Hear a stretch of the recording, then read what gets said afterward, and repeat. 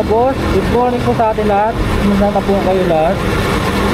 Tuturo lang po ako na daan kasi para po ito sa mga bago pa lang po dadaan dito sa C5 na papunta na Malaba o Kalamba. Ito po kasi may daan dito na nakakaligaw kasi pag ginamit ko si Google Maps, pwede kayo ipasok sa expressway. Ito po, ituturo ko para po sa inyo. Dito po, lagi lang po kayo nasa gawing kanan para kung pupunta kayo na Alabang o kaya papunta kayo sa gawing kanan lang po kayo palagi. Kasi itong unang dadaanan natin na expressway, ito po yung S-Lex. Yan po, S-Lex.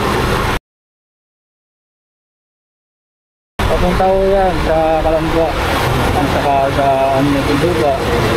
At ito yung sa kanan na ito lang ito. Rapid road po ito.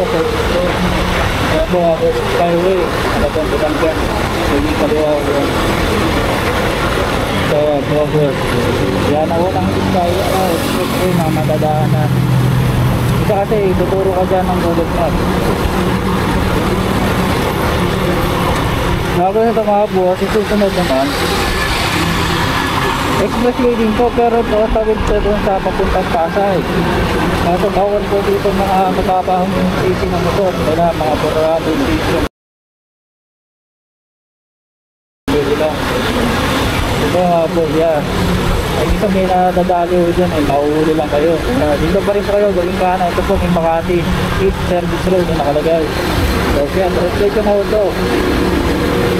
Magkakaliwa ko kayo, papunta kayo na Alabang.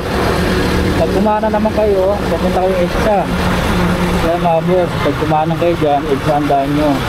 Dito sa kaliwa, papunta Muntinlupa, papuntang Kalamba. Kaya sana makatulong po sa inyo to.